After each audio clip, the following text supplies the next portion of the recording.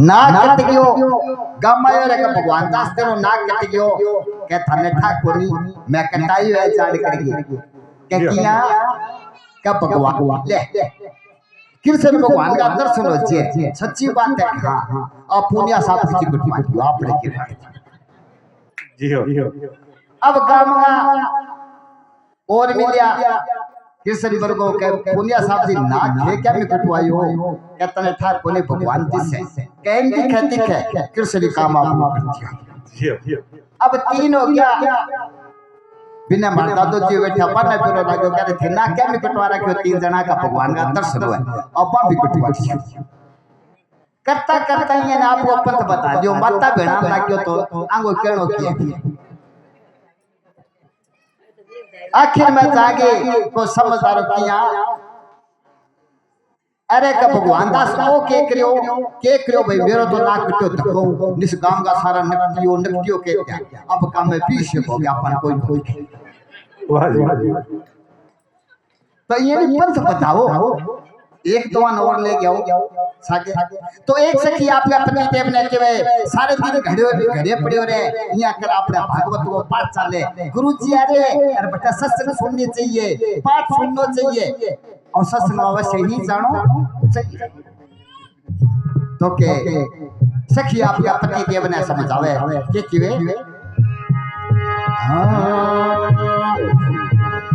सोच रही मन में समझ रही हो मन में सोच रही मन में समझ रही मन ये तारो तारो नावे हो लो सत्संग में ये तारो हरो नावे हुए लो सत्संग में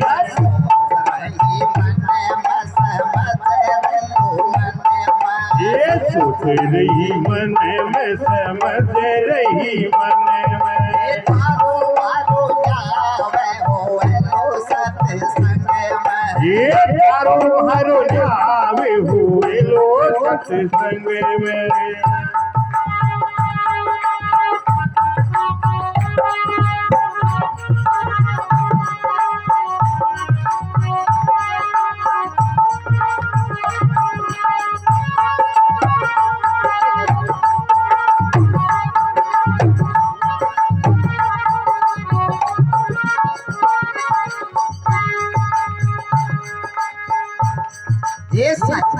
संगत में मर गुरु जी विराज की संगत में गुरु जी विराज की संगत में मर गुरु जी विराज की संगत में गुरु जी विराज करे दर्शन हो गए मगन करे करे दर्शन हो गई मगन में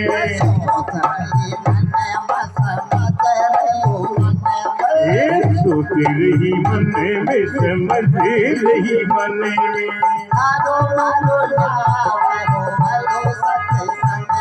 ये थारो मारो नावे हुए लो सत्संग में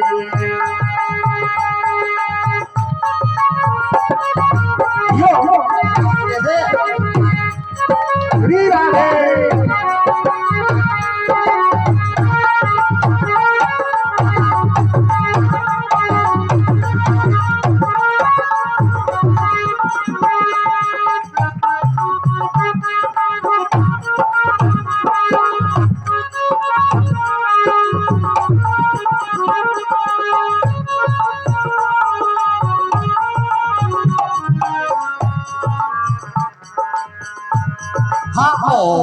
चुनरिया में तेरे सत्संग मारो चुनरिया गई सत्संग में चुनरिया में तेरे सत्संग में चुनरिया गई सत्संग में गई सावरिया बीत गई सावरिया गिरे गिरे रंग में ये सोच रही मन में समझ रही मन में में ये थारो मारो न आवे होवे लो सत्संगे में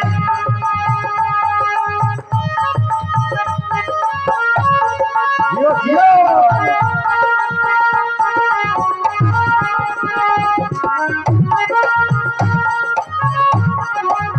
राधे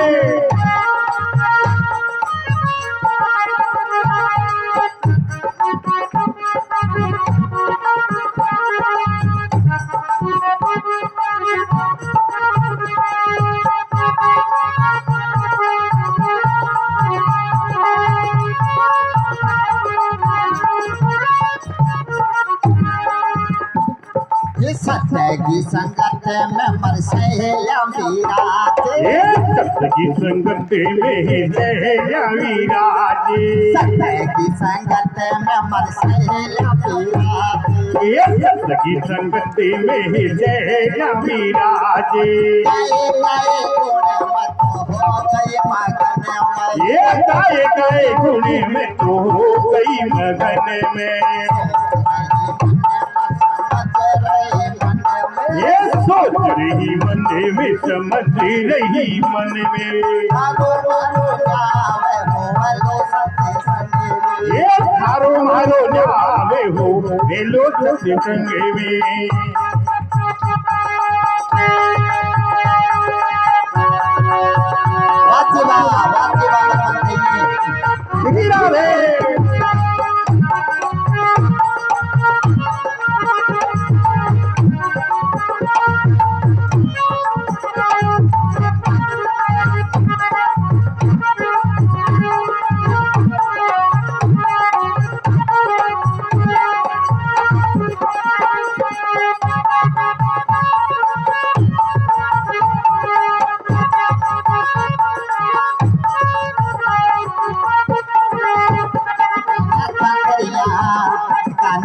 करिया मत मार मटकिया फूट जावे नागा करिया हर मटिया फूट जावली ए फूट जावे के मटकिया फूट जावे ये फूट जावेगी मटकिया फूट जावेली काना यो काना काना करिया मत मार मटकिया ये गना करिया मत मार मटकिया फूट जावेली ये फूट जावेली चुनर मारी भीग जावेली ये फूट जावेगी चुनर मारी भीग जावेगी काना काना काना करिया मत मार मटकिया फूट जावेली काना करिया मत मार मटकिया फूट जावेली जियो जियो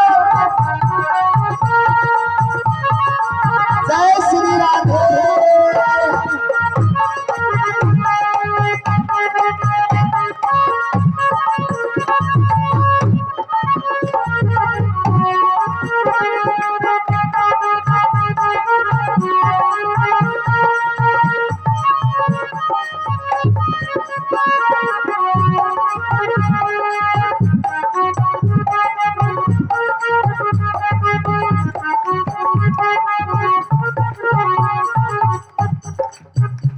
ये सावन के महीने माए बारे से बादली ये सावन के महीने माही बरे से बादलिया सावन के महीने माए बारे से बादलिया ये सावन के महीने माही बरे से बादलिया पीऊ पीऊ मोर बोले मोर नते बन्ने में ये यूं यूं बोले मोर नाचे बने में सोच रही मने मसा मते ये सोच रही मन में समझ रही मन में करो करो जाओ सत्य संग ये थारो मारो नावे होवे लो सत्य संगे में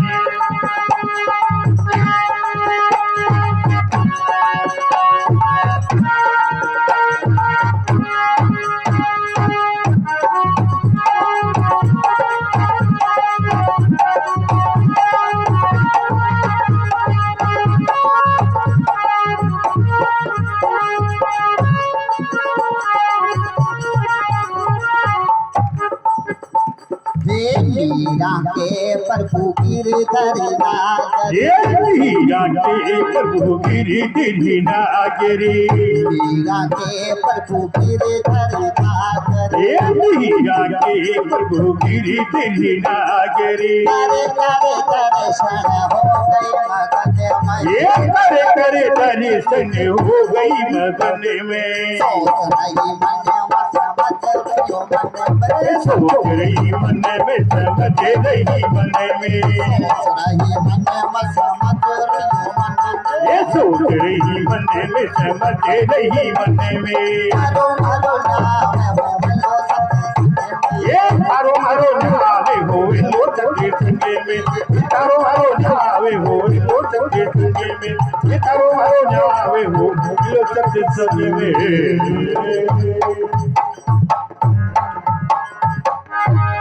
बोलिए कृष्ण कन्हैया लाल की जय हो जय श्री राधे राधे बालकृष्ण भगवान की जय हो श्रीमद्भागवत महापुराण की सप्ताह महायज्ञ की। आइए, अति ही भक्तिमय सत्संग, बड़ा आनंदमय। जब कथा श्रवण करते हैं, मैंने कल भी कहा था, जहाँ कथा के बीच में निद्रा देवी आलस्य बड़ा मन को बीच बीच में विचलित बनाता है। कथा श्रवण करते करते निद्रा देवी आती है, मन कहाँ पहुंच जाती है कोई पता नहीं। उसको एकाग्रता करने के लिए सत्संग, भक्तिमय संगीत, ये सत्संग के साथ साथ संगीत को आवश्यकता है। जो भगत जी ने बड़ा नाच करके आनंद व नृत्य के द्वारा जो भजन प्रस्तुत किया, आइए हम भागवत के अंदर सत्संग क्या है।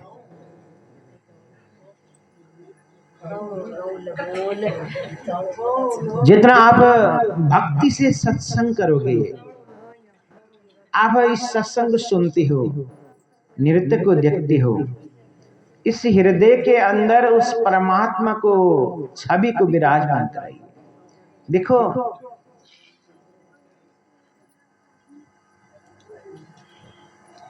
घर में दूध निकालती हो, भैंस के दूध निकालती है, गाय के दूध निकालती हो, उस दूध के अंदर से ही घी निकलता है। सबको पता है ना, दूध में ही घी निकलता है। अगर आप कोशिश करो उस दूध में से ही घी निकालना चाहें, नहीं निकल पाएगा। दूध में से ही घी निकालना चाहें, कभी नहीं हो सकता, कभी सफल नहीं हो सकेगा। उस दूध को उबाल करके दही बनाओ, दही के द्वारा दही मंथन करके मक्खन के द्वारा उस तपा करके प्योर घी निकलता है। नहीं, उस घी को निकालने के लिए कितनी कठिनाई होती है। दूध में ही घी है, लेकिन दूध के अंदर से घी निकालना चाहो, नहीं निकलेगा। उसको परिश्रम करोगे, मेहनत करोगे, अग्नि में तपाओगे। देखो, जीवन ये है, परमात्मा, परमपिता परमात्मा हमारे हृदय के अंदर, इस हर प्राणी के हृदय के अंदर परमात्मा का वास है। हर प्राणी के अंदर उस परमपिता परमात्मा के वास है, उसको जगाना है। कैसे जगाएंगे, कैसे पहचान करेंगे परमात्मा है?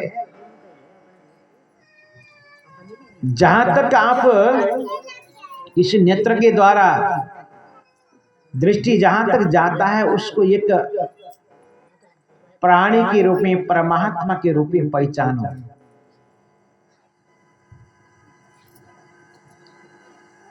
ये कोई इंसान नहीं है, ये कोई पशु नहीं है, ये कोई जानवर नहीं है, ये कोई पंछी नहीं है, केवल है परमात्मा का वास है।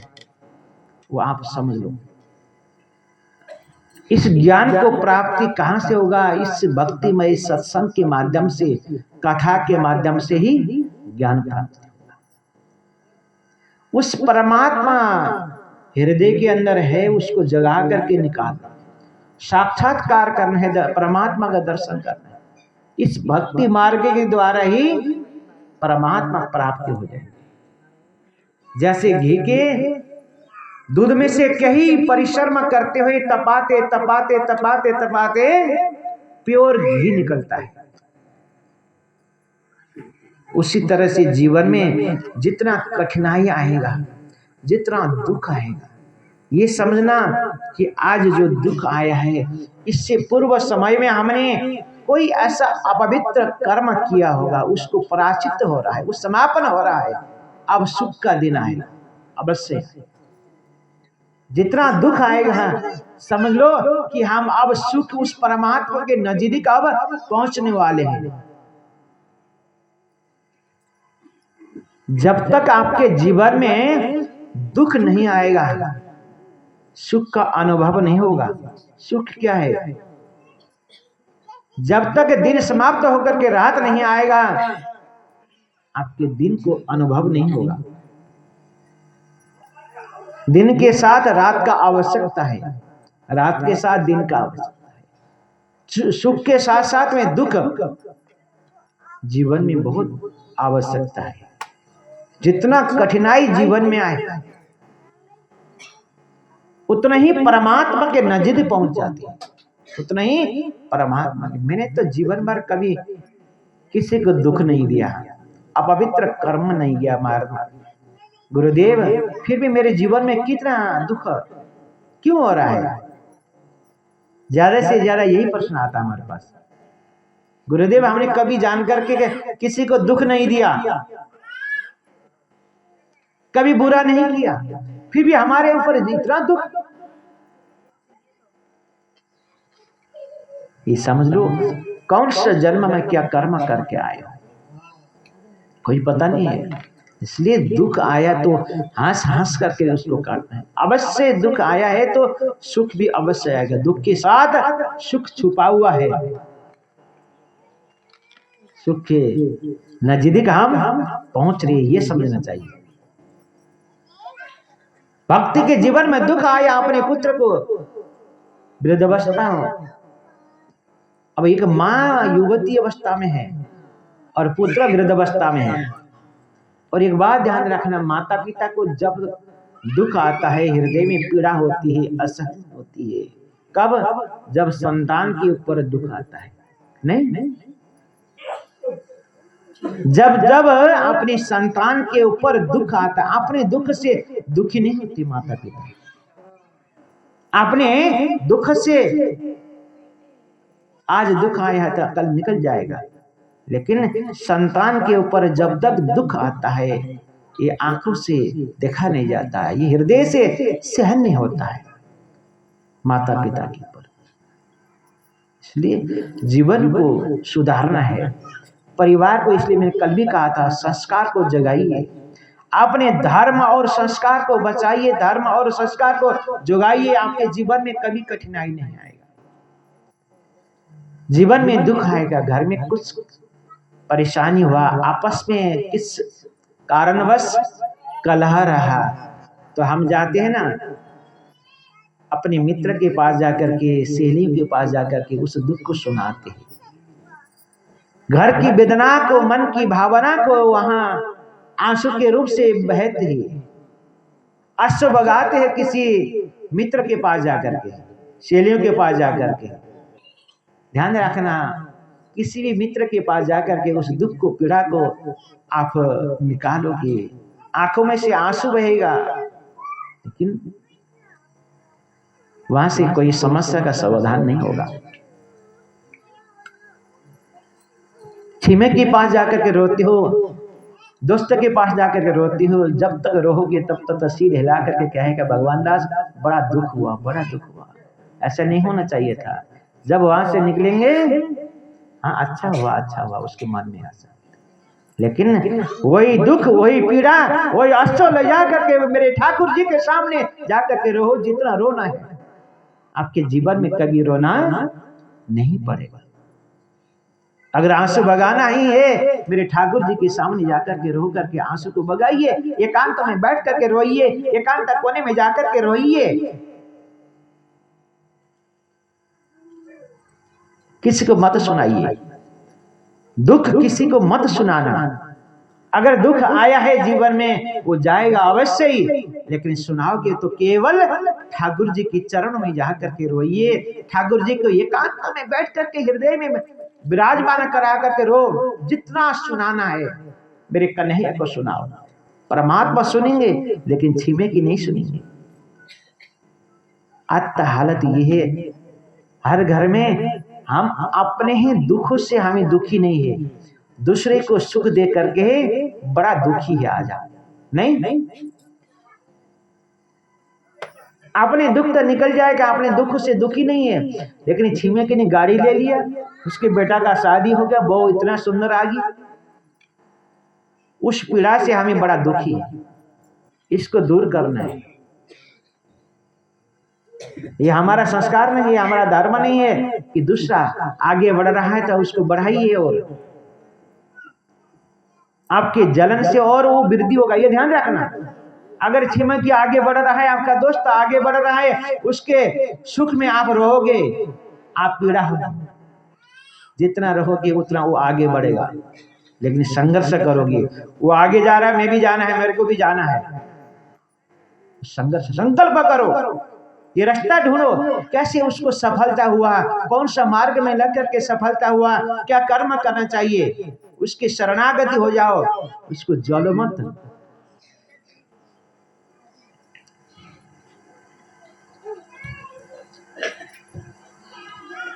भागवत के महात्मा की चर्चा में हम थे। एक आत्मादेव ब्राह्मण थे। बड़ा अद्भुत कथा प्रसंग है हमारे जीवन के बारे में, कि बड़ा अद्भुत से सुनिए। आत्मादेव ब्राह्मण गोदावरी नदी के तट पर में, गंगा के सागर के निकट में रहते थे। बड़ा सुख था उनके जीवन में। संपत्ति, गाय, लाखों गाय की सेवा किया करते थे उन्हें। ब्राह्मण। आत्मादेव का अर्थ क्या होता है बताइए? सत्संग सुनते हो, 18 पुराण सुनते हो, याद करते रहते हो। आत्मादेव का अर्थ क्या है? आत्मादेव ब्राह्मण रहते थे गोदावरी नदी के किनारे। विशाल उनका भवन था, संपत्ति सुख था, गौ की सेवा किया करते थे, बड़ा सुख था।